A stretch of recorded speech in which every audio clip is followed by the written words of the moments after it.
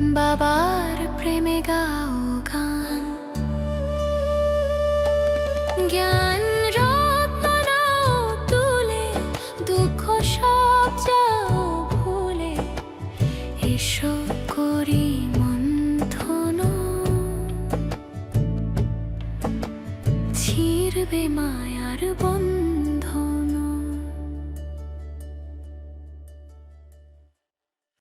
ওম শান্তি। প্রিয় রুহানি ভাই বোনেরা, আজ 02 এপ্রিল 2026-এর মধুর মুরলী মন্থনে আপনাদের অনেক অনেক স্বাগত। ওম শান্তি। আজ বাবা আমাদের অন্তরের তৃষ্ণা মিটিয়েছেন। একদম, মানে প্রতিদিনের মতোই আজও বাবার মহাবাক্যগুলো যেন একদম সরাসরি আত্মার গভীরে গিয়ে পৌঁছায়। এটা তো শুধু একটা লাইন নয়, এটা বাবার চূড়ান্ত সত্য বচন। মিষ্টি বাচ্চারা, এটা হলো বাবার ওয়ান্ডারফুল দোকান, যেখানে সব রকমের জিনিসপত্র পাওয়া যায়। তোমরাও হলে এই দোকানে মালিক। এই যে রূপকটা ওয়ান্ডারফুল দোকান বা হটটি, এটা নিয়ে একটু গভীরভাবে মন্থন করার আছে। মানে একটু যদি লৌকিক জগতের দিকে তাকানো যায়, মানুষ যখন জীবনে কিছু চায় তারা কোথায় যায়? হ্যাঁ, শারীরিক আরামের জন্য মলে বা ব্যাধির উপশমের জন্য হাসপাতালে। ঠিক, কিন্তু ভেতরের যে গভীর শূন্যতা, সেটার জন্য যখন কেউ প্রকৃত শান্তি খোঁজে, তখন কি এই লৌকিক দোকানগুলো কোনো কাজে আসে? একদমই না। লৌকিক দোকানগুলো সেখানে সম্পূর্ণ ব্যর্থ। কারণ লৌকিক দোকানের জিনিসপত্রগুলো অত্যন্ত সীমিত আর খুব ক্ষণস্থায়ী। সেখানে মালিকানা দেওয়ার তো কোনো প্রশ্নই ওঠে না। একদম তাই। লৌকিক দোকানদারের মূল লক্ষ্যই তো থাকে কেবল নিজের মুনাফা অর্জন করা। মানে কোনো দোকানদার কি কখনো নিজের গ্রাহককে তার সম্পূর্ণ সম্পত্তির উত্তরাধিকারী বানিয়ে দেয়? কখনোই না। কিন্তু বাবার এই দোকানে চিত্রটা সম্পূর্ণ আলাদা। শিব বাবা স্বয়ং হলেন এক অসীম ভাণ্ডার। এই দোকানে কোনো পার্থিব বস্তু বিক্রি হয় না। এখানে পাওয়া যায় এমন কিছু যা দুনিয়ার কোনো সম্পত্তিতে কেনা সম্ভব নয়। এবং সবচেয়ে বড় বিস্ময় হল, বাবা শুধু গ্রাহক হিসেবে দেখেন না, তিনি নিঃস্বার্থভাবে তার সমস্ত ঐশ্বর্য হাতে তুলে দিয়ে সরাসরি মালিক বানিয়ে দেন। হ্যাঁ, আর বর্তমানে চূড়ান্ত অশান্ত দুনিয়ার দিকে তাকালে বাবার দেওয়া এই খাজানার প্রাসঙ্গিকতা, মানে এর যে প্রয়োজনীয়তা, সেটা খুব স্পষ্ট হয়ে ওঠে। চারপাশের পরিস্থিতি দেখলেই বোঝা যায় মানুষ আজ শান্তির জন্য কেমন উদ্ভ্রান্তের মতো ছুটছে। বিপুল ধন সম্পত্তি বা জাগতিক ক্ষমতার অধিকারী হয়েও ভেতরের শূন্যতা তাদের প্রতিনিয়ত তাড়া করে বেড়াচ্ছে। ঠিক, এই লৌকিক জিনিসপত্র দিয়ে কি কখনো আত্মার প্রকৃত তৃষ্ণা মেটানো সম্ভব? কখনোই নয়। ভক্তি মার্গে যুগের পর যুগ ধরে যাদের আরাধনা করা হয়, সেই ব্রহ্মা বিষ্ণু শঙ্করের কাছেও কিন্তু এই জ্ঞান বা মুক্তির সরাসরি খাজানা নেই। একমাত্র এক নিরাকার পরমপিতা শিব বাবাই হলেন সেই পতিত পাবন, সুখের সাগর। বর্তমান এই সঙ্গম যুগে যখন সবচেয়ে বেশি প্রয়োজন, তখনই বাবা এই ওয়ান্ডারফুল দোকান নিয়ে উপস্থিত হয়েছেন। একদম, কিন্তু এর পরিণতির দিকটাও তো অত্যন্ত গভীর। মানে বাবা আসেন কল্পের সঙ্গমে, আর এই সময়টা তো খুব সংক্ষিপ্ত। যদি নিজেদের এই ওয়ান্ডারফুল দোকানের প্রকৃত মালিক বলে স্বীকার না করা হয়, তবে কি হবে? তাহলে তো উত্তরাধিকার গ্রহণে পিছিয়ে পড়তে হবে। হ্যাঁ, আর উত্তরাধিকার গ্রহণে বিন্দুমাত্র গাফিলতি থাকলে তার পরিণতি অত্যন্ত ভয়াবহ হতে বাধ্য। উত্তরাধিকার গ্রহণে পিছিয়ে পড়ার অর্থই হল আগামী অর্ধেক কল্প, অর্থাৎ ২৫০০ বছরের জন্য আত্মার ভাণ্ডার সম্পূর্ণ শূন্য বা অপূর্ণ থেকে যাওয়া। সত্যযুগ এবং ত্রেতাযুগের রাজত্বে আত্মাতে সেই সম্পূর্ণ ষোলকলা আর থাকবে না। ঠিক তাই, প্রাপ্তির এই সুবর্ণ সুযোগ একবার হাতছাড়া করলে ভবিষ্যতে অনুশোচনা করা ছাড়া আর কোনো উপায় অবশিষ্ট থাকবে না। ব্রাহ্মণ জীবনের দিকে তাকালেও এটা খুব সূক্ষ্মভাবে বোঝা যায়। মানে ওই যে উদাহরণের কথা বলছিলাম, অনেক সময় দেখা যায় আধ্যাত্মিক পথে থেকেও মানুষ লৌকিক প্রাপ্তির মোহে আচ্ছন্ন হয়ে পড়ে। কর্মক্ষেত্রে একটা পদোন্নতি, সমাজে একটু সম্মান বা লৌকিক সম্পর্কের সামান্য প্রশংসার পেছনে ছুটতে ছুটতে এই অসীম ভাণ্ডারের কথা মন থেকে বিস্মৃত হয়ে যায়। এই পরিস্থিতিটা ভাবলে অবাক লাগে। মানে যে বাবা বিশ্ব মহারাজনের পদবি দিতে এসেছেন, তার সেই অফুরন্ত রত্নভাণ্ডার ছেড়ে কয়েক টিকরো কাঁচের জন্য লালায়িত হয়ে পড়ার মতো অবস্থা। এটাই হলো মায়ার একটা অত্যন্ত সূক্ষ্ম আবরণ, যা আত্মাকে তার অসীম অধিকার থেকে বঞ্চিত করে দেয়। বাবা আজ প্রশ্নটাও কত গভীর করেছেন, এই ওয়ান্ডারফুল দোকানদারকে কেউ কপি বা নকল করতে পারে না কেন? এ প্রশ্নের উত্তরে বাবা অত্যন্ত স্পষ্ট ভাষায় একটি অকাট্য সত্য তুলে ধরেছেন। বাবা স্বয়ং হলেন সকল খাজানার ভাণ্ডার। তিনি হলেন জ্ঞানের, সুখের, শান্তির এবং পবিত্রতার এমন এক অনন্ত সাগর, যার কাছে যার যেটা চাই সেটাই পাওয়া যায়। এই ওয়ান্ডারফুল দোকানদারকে দুনিয়ার কোনো আত্মা, কোনো ধর্মস্থাপক বা গুরু কপি করতে বা নকল করতে পারে না। একদমই না। আর এর মূল কারণ হিসেবে বাবা তো নিবৃত্তি মার্গের লোকেদের কথা উল্লেখ করেছেন। মানে সন্ন্যাসী সম্প্রদায় বা নিবৃত্তি মার্গের অনুসারীরা তো সংসার ত্যাগ করে জঙ্গলে বা পাহাড়ে চলে যান। তারা গৃহস্থ জীবনকে বা প্রবৃত্তি মার্গকে সম্পূর্ণ অস্বীকার করেন। হ্যাঁ, তাদের কাছে সংসারের ভেতরে থেকে কর্মক্ষেত্রে যুক্ত থেকে সম্পূর্ণ পবিত্র বা নির্বিকারী হওয়ার কোনো শিক্ষা বা শক্তি নেই। তারা তো সংসার থেকে পালিয়ে বাঁচার পথ বেছে নিয়েছেন। তাই তারা কখনোই নিজেদের বাবার সমান সাগর বলতে পারে না, আর আত্মাদের এই অসীম সুখ ও পবিত্রতার সদাও দিতে পারে না। বাবার শিক্ষা হল পদ্মফুলের মতো জীবন যাপন করা, কাদার মধ্যে থেকেও সম্পূর্ণ নির্লিপ্ত থাকা।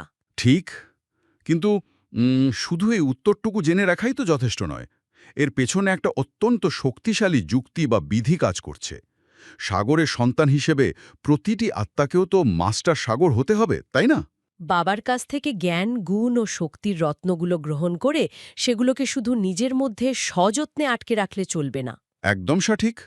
একটা প্রবাহমান নদীর মতো সেই রত্নগুলোকে সমগ্র বিশ্বের তৃষ্ণার্ত আত্মাদের মধ্যে বিতরণ করতে হবে। যে যত বেশি অন্যদের এই রত্ন দান করবে, তার নিজের ভাণ্ডার তত বেশি বৃদ্ধি পাবে। আধ্যাত্মিক জগতের এই সমীকরণটা অদ্ভুত। দিলে বাড়ে আর আটকে রাখলে কমে যায়। কিন্তু এই বিতরণের আগে একটা অত্যন্ত কঠোর শর্তও রয়েছে: 5 বিকারের দান। হ্যাঁ, সেই কাম, ক্রোধ, লোভ, মোহ এবং অহংকার। এই 5টি বিকারের দান যদি বাবাকে সম্পূর্ণভাবে না দেওয়া হয়, তবে আত্মার সেই পাত্রটি তো ছিদ্রযুক্ত থেকে যায়। এই ছিদ্রযুক্ত পাত্রের উদাহরণটা অসাধারণ।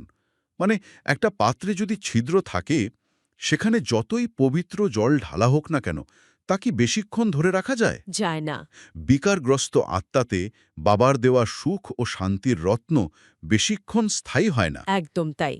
বিকারগুলোই হলো সেই ছিদ্র। হয়তো অনেকক্ষণ ধরে মন্থন করা হলো, কিন্তু সামান্য অহংকার বা ক্রোধের বশবর্তী হয়ে সেই সব সঞ্চিত শক্তি মুহূর্তের মধ্যে বেরিয়ে গেল। যদি বিকারের দান না দেওয়া হয় এবং প্রাপ্ত জ্ঞান অন্যদের বিতরণ না করা হয়, তবে নিজেদের ভাণ্ডার সর্বদাই অপূর্ণ থেকে যাবে। আর এর পরিণতি হল সত্যযুগের সেই উচ্চ প্রারব্ধ থেকে আত্মাকে বঞ্চিত হতে হবে। এই বঞ্চনা কিন্তু কোনো সাধারণ ক্ষতি নয়, কারণ এর প্রভাব থাকবে জন্ম জন্মান্তর ধরে।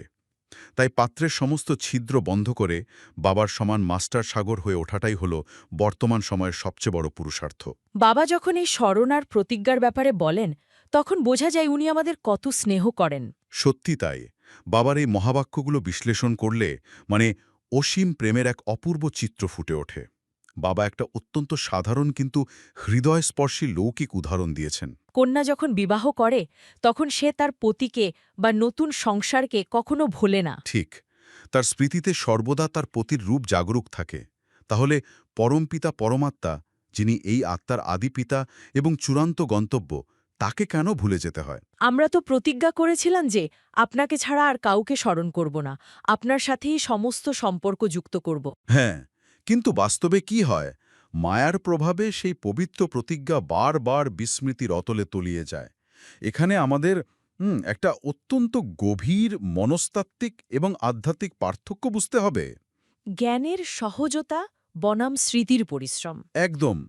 ৮৪ জন্মের চক্র কিভাবে ঘোরে, সত্যযুগ থেকে কলিযুগ পর্যন্ত আত্মার পতন কিভাবে হয়, এই সৃষ্টির আদি মধ্য অন্তের জ্ঞান বুদ্ধি দিয়ে বোঝা অত্যন্ত সহজ কাজ। সেটা অনেকটাই একটা ঐতিহাসিক তথ্য বা ভূগোল মনে রাখার মতো, কিন্তু স্মৃতির যাত্রা বা স্মৃতিযাত্রা সম্পূর্ণ ভিন্ন একটা বিষয়। হ্যাঁ, এতে এত পরিশ্রম কেন? কারণ স্মরণ কোনো যান্ত্রিক প্রক্রিয়া নয়। অর্ধকল্প ধরে, মানে দাপর যুগ থেকে শুরু করে দেহ অভিমানের যে প্রবল অভ্যাস তৈরি হয়েছে, তাকে সম্পূর্ণ বিপরীত দিকে প্রবাহিত করার নামই হল স্মরণ। বহু জন্মের দেহভানের অভ্যাসের কারণে আত্মা নিজেকে শরীর মনে করতে শুরু করেছে। আর এই উল্টো স্রোতে সাঁতার কাটাটাই হল স্মরণের পরিশ্রম। এটা শুধু বুদ্ধি দিয়ে জানার বিষয় নয়, এটা হলো এক নিরন্তর অনুভবের যাত্রা। এই নিরন্তর স্মরণ না থাকলে আত্মার পরিণতি অত্যন্ত মর্মান্তিক হতে বাধ্য। বাবা পরিষ্কার বলেছেন যে আত্মার উপর অসংখ্য জন্মের পাপকর্মের জং বা মরিচা জমে আছে। ঠিক বলেছেন। লোহায় জং ধরলে যেমন তার আসল রূপ ঢাকা পড়ে যায়, তার সব শক্তি হারিয়ে ফেলে, আত্মার ক্ষেত্রেও ঠিক তাই হয়েছে। এই জং একমাত্র স্মরণের অগ্নি বা যোগাগ্নিতেই ভস্মীভূত হতে পারে। অন্য কোনো তীর্থযাত্রা, জপতপ বা লৌকিক গঙ্গাস্নানে এই সূক্ষ্ম জং কখনো ছাড়বে না, কারণ পাপকর্মের বীজ আত্মার গভীরে লুকিয়ে থাকে। আর যতক্ষণ না এই জং সম্পূর্ণ পরিষ্কার হচ্ছে ততক্ষণ বিকর্ম বিনাশ হবে না। একদম। আর বিকর্ম বিনাশ না হলে কর্মাতীত অবস্থা প্রাপ্ত করা তো একেবারেই অসম্ভব। কর্মাতীত অবস্থা হল সেই চূড়ান্ত পবিত্র স্থিতি যেখানে কর্মের কোনো বন্ধন বা লেপছেপ আত্মাকে আর স্পর্শ করতে পারে না। এই কর্মাতীত অবস্থায় পৌঁছনোর জন্যই দৈনন্দিন জীবনে স্মরণের যাত্রাকে বাস্তবায়িত করতে হবে। আর তার জন্যই ওই কর্মযোগী হওয়ার সূক্ষ্ম প্রয়োগ প্রয়োজন। কর্মযোগী মানে কিন্তু কর্ম থেকে পলায়ন নয়। লৌকিক জগতে কাজ করা হচ্ছে, ব্যবসা সামলানো হচ্ছে, সংসারের দায়িত্ব পালন করা হচ্ছে, কিন্তু ভেতরের বুদ্ধির সূক্ষ্ম তারটি নিরবচ্ছিন্নভাবে বাবার সাথে যুক্ত আছে। যেমন একজন মাতা যখন রান্না করেন, তার হাত হয়তো সবজি কাটছে, কিন্তু বুদ্ধি রয়েছে পরম ধামে। অসাধারণ উদাহরণ। আমি এক পবিত্র আত্মা, আমার পিতা শিব বাবা আমাকে দেখছেন, তার পবিত্র কিরণ এই অন্যের ওপর পড়ছে। এটাই হলো প্রকৃত কর্মযোগ। একদম সঠিক বলেছেন। জ্ঞান শুধু মস্তিষ্ককে আলোকিত করে, কিন্তু নিরন্তর স্মরণ আত্মাকে রূপান্তর করে। এই রূপান্তরটাই হলো আসল লক্ষ্য। সম্পূর্ণ চক্রের দিকে তাকালে দেখা যায় কিভাবে সময়ের আবর্তনে এই দুনিয়া গোল্ডেন এজ বা স্বর্ণযুগ থেকে ধীরে ধীরে নিচে নেমে আয়রন এজ বা পাথর বুদ্ধির যুগে পরিণত হয়েছে। একসময় এই ভারতই ছিল সম্পূর্ণ নির্বিকারী দুনিয়া, ১৬ কলা সম্পূর্ণ দেবদেবীদের বাসভূমি। হ্যাঁ, সেখানে বিকারের কোনো অস্তিত্বই ছিল না। আত্মারা তখন ছিল সম্পূর্ণ শতপ্রধান। কিন্তু মানুষ সেই ইতিহাস সম্পূর্ণ ভুলে গেছে। ভক্তিমার্গে তারা বিশ্বাস করে যে সর্বদাই দুনিয়াতে দুঃখ ছিল। গান্ধীজি বা অন্যান্য মহাপুরুষরা রামরাজ্য চেয়েছিলেন ঠিকই, কিন্তু তারা জানতেন না যে রামরাজ্য কিভাবে স্থাপন হয় বা মহাভারতের লড়াইয়ের প্রকৃত অর্থ কী। আর তাই বাবা এসে এই সৃষ্টির সমস্ত রহস্য উন্মোচন করেন। যখন এই দুনিয়া সম্পূর্ণ নরকে পরিণত হয়, চারিদিকে শুধু হাহাকার আর বিকারের রাজত্ব চলে, আত্মারা সম্পূর্ণ তমগুণী হয়ে যায়, ঠিক তখনই হেভেনলি গডফাদার বা পরমপিতা এসে এই হেভেন বা স্বর্গের গেট খোলেন। তিনি পুরনো ক্ষণভঙ্গুর জগতের বিনাশ ঘটিয়ে নতুন স্বর্গীয় দুনিয়ার স্থাপনা করেন। ঠিক। এই সমস্ত গভীর রহস্য এবং প্রাপ্তি কেবল সেই এক বাবার ওয়ান্ডারফুল দোকানেই সুলভ। এই অসীম প্রাপ্তির কথা যত ভাবা যায়, মন তত শান্তিতে ভরে ওঠে। এটা একটা অন্তর্মুখী যাত্রা, যেখানে বাইরের কোনো কোলাহল নেই, শুধু এক বাবার সাথে গভীর সংযোগ। একদম তাই। এই গভীর সম্যোগিত আমাদের একমাত্র লক্ষ্য। তাই বাবার এই খাজানার ভাণ্ডার থেকে রত্ন সংগ্রহ করে আমাদের প্রতিনিয়ত নিজেদের আত্মিক স্থিতি মজবুত করতে হবে। মিষ্টি মিষ্টি হারানিধি, বাচ্চাদের প্রতি মাতাপিতা বাপদাদার স্মরণের স্নেহসুমন আর সুপ্রভাত। বাবারই ভালোবাসা পেয়ে মন ভরে গেল। বাবার এই ভালোবাসার শক্তি নিয়েই চলুন ধারণার দিকে এগোই। জ্ঞান তো শুনলাম, কিন্তু বাবা বলেন ধারণাই হলো আসল পুরুষার্থ। আর এই পুরুষার্থ বলতে মানে আমরা তো শুধু কোনো থিওরি বা বইয়ের কথার আলোচনা করছি না, তাই না? একদমই না। থিওরি তো আমরা প্রায় রোজই শুনছি, কিন্তু শিববাবা আমাদের যে অগাধ জ্ঞান দিয়েছেন, সেটা যদি শুধু বুদ্ধি দিয়ে বিশ্লেষণ করে ছেড়ে দিই, তাহলে তো কোনো পরিবর্তনই আসবে না জীবনে। ঠিক। জ্ঞান যখন ধারণায় পরিণত হয়, মানে আমাদের স্বভাবে, আমাদের শ্বাস প্রশ্বাসে পুরোপুরি মিশে যায়, তখনই আসল রূপান্তরটা ঘটে। আর সেই প্র্যাকটিক্যাল রোড ম্যাপ নিয়েই আমাদের আজকের এই মন্থন। আমাদের মূল লক্ষ্যই হল বাবার শ্রীমতের গভীর নির্দেশিকাগুলোকে ডিকোড করা। মানে কর্পোরেট জগতের এই ইঁদুর দৌড় বা ধরুন পরিবারের ভেতরে ছোটখাটো টানাপোড়েন, এই সব কিছুর মাঝে জ্ঞানটাকে আমরা কিভাবে বাস্তবে প্রয়োগ করব। বাবা আজ আমাদের খুব গভীর বিধি শিখিয়েছেন। ধারণার জন্য মুখ্যে সারে বলা হয়েছে, বাবার দ্বারা যে সুখ, শান্তি এবং পবিত্রতার জিনিসপত্র প্রাপ্ত হয়েছে সেগুলো সবাইকে দিতে হবে। মানে ধন দান করতে হবে। হ্যাঁ, কিন্তু তার আগে একটা খুব বড় শর্ত আছে। প্রথমে বিকারের দান দিয়ে পবিত্র হতে হবে, তারপর অবিনাশী জ্ঞানধন দান করতে হবে, আর বলা হয়েছে দেবতাদের মতো মিষ্টি হতে হবে এবং বাপদাদার কাছে করা প্রতিজ্ঞা সর্বদা স্মরণে রেখে বিকর্ম বিনাশ করতে হবে। আচ্ছা, এই পয়েন্টগুলো শুনতে তো বেশ পরিচিত আর সহজ লাগে, কিন্তু এগুলোর ভেতরের মেকানিজমটা আসলে কি? মানে কিভাবে কাজ করে এটা? আসলে আমি যদি একটু পকেটের ফুটোর অ্যানালজিটা দিই, ধরুন কারোর পকেটে অজস্র সোনার মুদ্রা আছে, সে চাইছে সবাইকে সেগুলো বিলিয়ে দিতে, কিন্তু পকেটে একটা মস্ত বড় ফুটো। হ্যাঁ, তাহলে তো মুদ্রাগুলো আর টিকবেই না, সব পড়ে যাবে। ঠিক তাই, অন্যকে সে কিভাবে দেবে?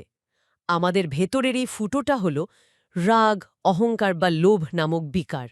শিব বাবার কাছ থেকে আমরা যে সুখ আর শান্তির ধন পাচ্ছি, সেটা ওই বিকারের ফুটো দিয়ে অনবরত বেরিয়ে যাচ্ছে। একদম, তাই আগে ওই ফুটোটা বন্ধ করতে হবে। বিকারের দান বা ত্যাগ হল প্রথম শর্ত।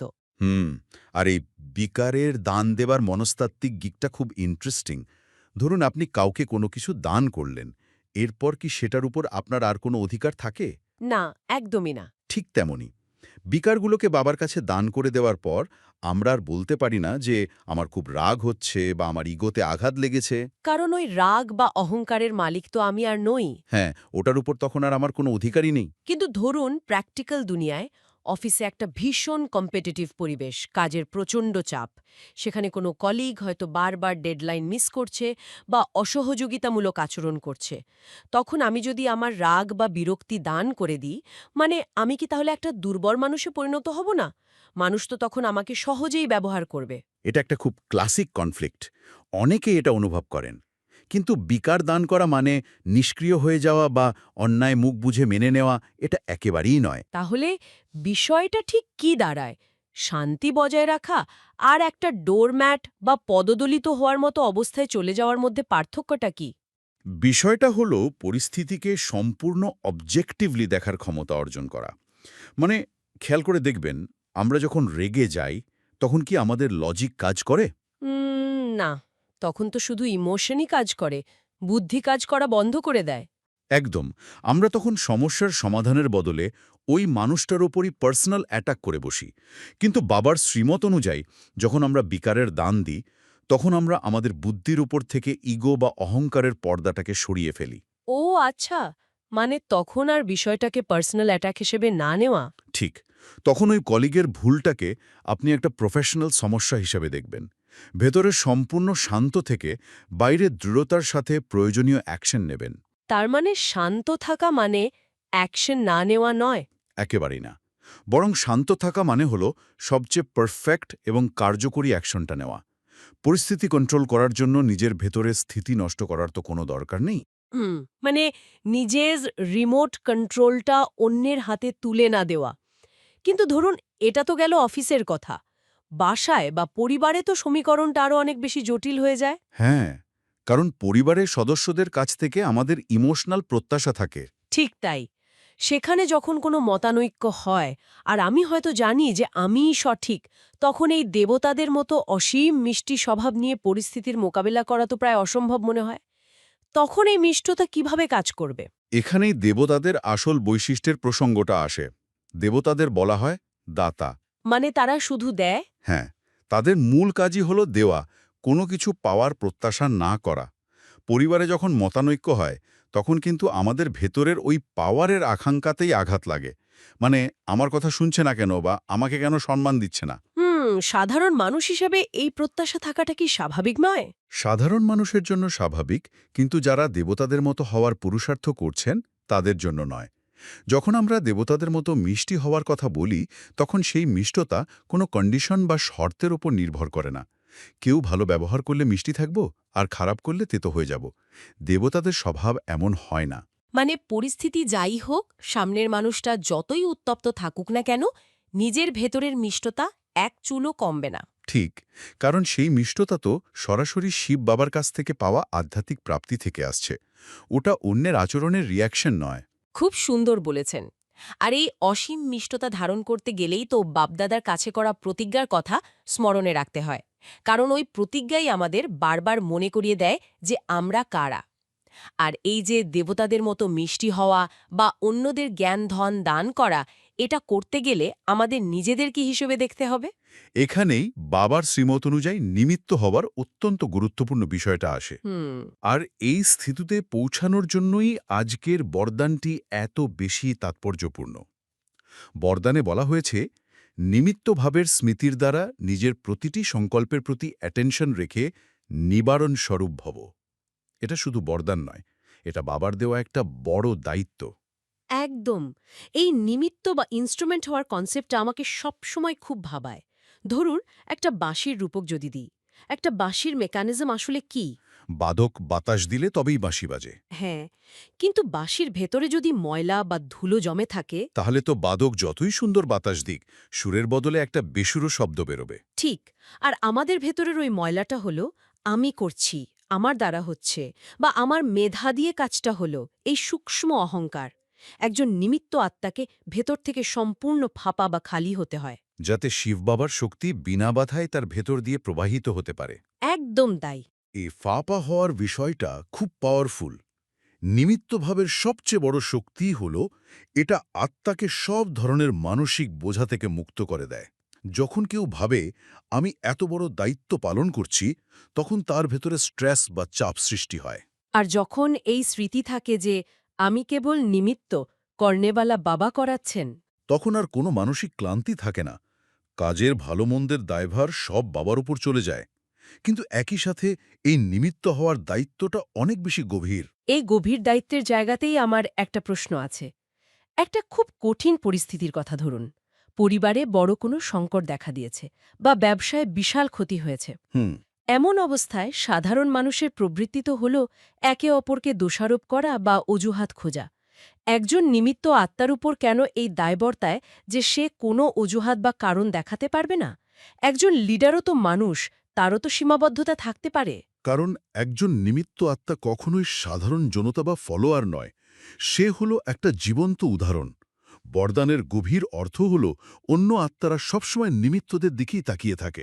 প্রধান বা একটি টিমের লিডার যিনি নিজেকে নিমিত্ত বলে মনে করেন, তিনি যদি কারণ দর্শাতে শুরু করেন যে ওর জন্য এটা হলো না বা পরিস্থিতি খারাপ ছিল বলে পারলাম না, তাহলে তাকে যারা ফলো করে তারা তো আরও 10টা কারণ দেখাবে। একদম, তখন পুরো পরিবেশটাই নেতিবাচকতা আর অজুহাতে ভরে যাবে। নিমিত্ত আত্মাকে তাই কারণ দর্শনার বদলে সর্বদা নিবারণ স্বরূপ বা সলিউশন হতে হয়। কিন্তু যখন সত্যি আমার কাছে কোনো সলিউশন নেই, যখন আমি নিজেই বুঝতে পারছি না কি করা উচিত, তখন কিভাবে নিবারণ স্বরূপ হব? অনেক সময় তো আমরা নিজেরাই দিশেহারা থাকি। খুব প্রাসঙ্গিক একটা পয়েন্ট। নিবারণ স্বরূপ হওয়ার অর্থ কিন্তু এই নয় যে আপনার কাছে জগতের সমস্ত উত্তর মুখস্থ থাকতে হবে। তাহলে এর অর্থ হল সমস্যার মুহূর্তে কেন হলো বা কার দোষে হলো সেটা নিয়ে হাহাকার না করে নিজের মনকে সম্পূর্ণ শান্ত ও সমর্পিত রাখা। মানে প্যানিক না করা। হ্যাঁ, যখন আমরা বাবার শ্রীমতের ওপরে সম্পূর্ণ ভরসা রেখে নিজের বুদ্ধিকে ইগো বা প্যানিক থেকে মুক্ত রাখি, ঠিক তখনই সঠিক সংকল্পটি আমাদের স্পর্শ করে। নিমিত্ত আত্মার তো কোনো দুর্বলতা লুকানো যায় না, তাই নিজের প্রতিটি সংকল্প, বাণী ও কর্মের ওপর তীক্ষ্ণ নজর বা অ্যাটেনশন রাখতে হয়। এই ভেতরের অ্যাটেনশন বজায় রাখাটা সত্যিই সবচেয়ে বড় চ্যালেঞ্জ। কারণ বাইরে হয়তো মুখে হাসি রাখছি, কিন্তু ভেতরে যদি নেতিবাচক চিন্তার ঝড় চলতে থাকে। তাহলে সেই কম্পন ঠিকই অন্যের কাছে পৌঁছে যাবে। ভাইব্রেশন তো আর লুকিয়ে রাখা যায় না। আর এই ভেতরের স্বচ্ছতার বিষয়েই আজকের স্লোগান আর অব্যক্ত ইশারা আমাদেরকে দারুণ একটা ফিলোসফিক্যাল ইনসাইট দেয়। আজকের স্লোগানটা কি ছিল? আজকের স্লোগানে বলা হয়েছে, সেই জ্ঞানী তু আত্মা, যার মধ্যে নিজের গুণ এবং বিশেষত্বেরও অহংকার থাকবে না। আর অব্যক্ত ইশারা? অব্যক্ত ইশারায় বলা হয়েছে, মহান হওয়ার জন্য মধুরতা এবং নম্রতার গুণ ধারণ করতে হবে। মধুরতার গুণ জীবনে তখন আসবে যখন নিজের এবং অন্যের অতীতকে না দেখে অন্তরের সংস্কারকে সরল এবং নম্রচিত্ত করে তুলবে। এই সরলচিত্ত আত্মার চলনে মুখে ও নয়নে মধুরতা প্রত্যক্ষরূপে দেখা যায়। এই মধুরতা আর নম্রতার দ্বারাই সদা বিশ্বকল্যাণকারী, মহাদানী, বড়দানী হওয়া যায়। আর সহজেই স্নেহের প্রমাণ দেওয়া যায়। এখানে একটা খুব গভীর প্রশ্ন জাগে, যা নিয়ে হয়তো অনেকেই সংগ্রাম করেন। বলুন। অন্যের অতীত দেখলে আমাদের ভেতরকার নম্রতা কেন নষ্ট হয়ে যায়? প্র্যাকটিক্যাল জগতে ধরুন কেউ অতীতে আমার সাথে বারবার বিশ্বাসঘাতকতা করেছে। আমি কিভাবে একটা স্লেট মুছে ফেলার মতো তার অতীতটাকে ভুলে যাব? অতীতকে মনে রাখা তো এক ধরনের আত্মরক্ষা। তা না হলে তো মানুষ বারবার ঠকবে। তাহলে অতীত দেখলে নম্রতা কেন ধ্বংস হয়? মনস্তাত্ত্বিক দৃষ্টিকোণ থেকে এর উত্তরটা লুকিয়ে আছে আমাদের সূক্ষ্ম ইগোর মধ্যে। আমরা যখন কারোর অতীত ভুলগুলোকে মনে রাখি, তখন অবচেতনভাবে কিন্তু আমরা নিজেদেরকে তার চেয়ে উন্নত ভাবতে শুরু করি। মানে আমরা ভাবি, আমি তো ওর মতো ওই জঘন্য ভুলটা করিনি, বা আমি ওর চেয়ে বেটার। ঠিক। আর এই শ্রেষ্ঠত্বের বোধ থেকে জন্ম নেয় সূক্ষ্ম অহংকার। যখন ভেতরে অহংকার থাকে তখন নম্রতা সেখানে কোনোভাবেই টিকতে পারে না। আর যেখানে নম্রতা নেই সেখানে সত্যিকারের মিষ্টতা বা মধুরতা আসতেই পারে না। ওহ, তার মানে অন্যের অতীতকে ধরে রাখা বা বিচার করা মানে আসলে নিজের ভেতরে অহংকারের একটা বীজ বপন করা। আমরা ভাবি আমরা সাবধান হচ্ছি, কিন্তু আসলে আমরা আমাদের নিজেদের আধ্যাত্মিক পতন ডেকে আনছি। একদম সঠিক বিশ্লেষণ। আর বিশ্বকল্যাণকারী হওয়ার যে লক্ষ্য বাবার শ্রীমতে দেওয়া হয়েছে, তার পথে এটি একটি বড় বাধা। একজন আত্মা হয়তো অতীতে অনেক ভুল করেছে, কিন্তু এই মুহূর্তে সে নিজেকে পরিবর্তন করার পুরুষার্থ করছে। আমরা যদি তার অতীতটাকে বারবার সামনে নিয়ে আসি, তাহলে তো আমরা তার পরিবর্তনের পথে একটা অদৃশ্য দেয়াল বা বাধা সৃষ্টি করছি। নিশ্চয়ই। বাবার শ্রীমতে সহজ স্নেহের প্রমাণ হল কোনো আত্মার পুরনো দাগ বা দুর্বলতা না দেখে তার বর্তমানের শুদ্ধরূপটিকে দেখা, তাকে নিচে নামানোর বদলে উঁচুতে উঠতে সাহায্য করা। এটি আত্মরক্ষার অভাব নয়, বরং এটি হল আত্মার সর্বোচ্চ শক্তিশালী অবস্থা। এই সরলচিত্ত হওয়াটাকে অনেক সময় আজকের দুনিয়ায় বোকামি বলে মনে করা হয়। মানুষ ভাবে সরল হলে তো সবাই ব্যবহার করে ছুঁড়ে ফেলে দেবে। কিন্তু আজকের আলোচনা থেকে বুঝতে পারছি যে বাবার শ্রীমতের সরলতা মানে বোকামি নয়। একেবারেই না। সরলতা মানে নিজের ভেতরের জটিলতাগুলোকে ঝেড়ে ফেলা। ভেতরে একরকম চিন্তা চলছে আর বাইরে অন্যরকম আচরণ করছি, এই প্যাঁচ না রাখা। মানে যা ভেতরে তাই বাইরে। হ্যাঁ, আর এই সরল মন থেকেই আসল মধুরতা জন্ম নেয়। যখন কোনো আত্মার ভেতরে নিজের গুণ বা বিশেষত্ব নিয়ে কোনো অহংকার থাকে না, তখনই সে প্রাকৃতিকভাবে নম্র হয়ে যায়। আর মহাদানী বা বড়দানী হওয়া মানে কেবল কিছু দেওয়া নয়, বরং নিজের এই নিরহংকার স্থিতির মাধ্যমে চারপাশের পরিবেশকে, অন্য আত্মাদেরকে শান্ত ও শীতল করা। ঠিক এটিই হলো জ্ঞানের আসল প্রয়োগ। ও আজ বাবা আমাদের বাবার ওয়ান্ডারফুল দোকানের মালিক হওয়ার স্মৃতি দেওয়ালেন এবং শেষে নিমিত্তভাবের দ্বারা নিবারণ স্বরূপ হওয়ার বরদান দিয়ে বিদায় নিলেন। আজকের এই গভীর আলোচনার পর এখন সময় এসেছে এই অমূল্য জ্ঞানগুলোকে অন্তরে ধারণ করার। চলুন কিছুক্ষণের জন্য বাইরের সমস্ত কোলাহল, সমস্ত চিন্তা থেকে নিজেদের গুটিয়ে নিই। নিজের মনকে সম্পূর্ণ শান্ত করুন। চারপাশের সমস্ত শব্দ, সমস্ত জটিল পরিস্থিতি থেকে নিজেকে আলাদা করে নিন। অনুভব করুন পরমধাম থেকে শিব বাবার শান্তি সোনালী কিরণ সরাসরি আত্মার ওপর পড়ছে। এই দিব্য কিরণ আত্মার প্রতিটি কোণায় প্রবেশ করছে। ভেতরের সমস্ত রাগ, অহংকার আর অতীত অভিযোগ ধুয়ে মুছে যাচ্ছে। বাবার কিরণ আত্মাকে শান্তি আর পবিত্রতার ধনে পূর্ণ করে তুলছে। আমি এক শান্ত স্বরূপ, পবিত্র আত্মা। বাবার দেওয়া এই অসীম শক্তির দ্বারা আমি যে কোনো পরিস্থিতির নিবারণ স্বরূপ। এই পবিত্র স্থিতিতে আরও কিছুক্ষণ অবস্থান করুন। আসুন বাবার সামনে প্রতিজ্ঞা করি, আমি এক নিমিত্ত আত্মা, আমি কারণ নয়, নিবারণ স্বরূপ। কমেন্টে লিখুন নিবারণ স্বরূপ। যাওয়ার আগে একটা বিষয় ভেবে দেখার জন্য রেখে যাচ্ছি। আমরা সবসময় বলি যে পরিস্থিতি খুব কঠিন, চারপাশের পরিবেশ নেতিবাচক, কিন্তু একবার ভেবে দেখুন তো, যদি একটি ঘরের ভেতরে থাকা প্রতিটি মানুষ, প্রতিটি আত্মা নিজেকে কেবল নিমিত্ত বলে মনে করে, যখন কেউ আর কোনো কারণ দেখায় না বা অজুহাত খোঁজে না, তখন কি গোটা পরিবেশটাই একটা সলিউশন বা নিবারণ স্বরূপে পরিণত হয় না? এই প্রশ্নটা আজ সাথে নিয়ে যান এবং নিজের চারপাশে সেই পরিবর্তনটা শুরু করার চেষ্টা করুন। খুব সুন্দর একটা চিন্তার খোরাক। সবাইকে অনেক ধন্যবাদ। ওম শান্তি। ওম শান্তি।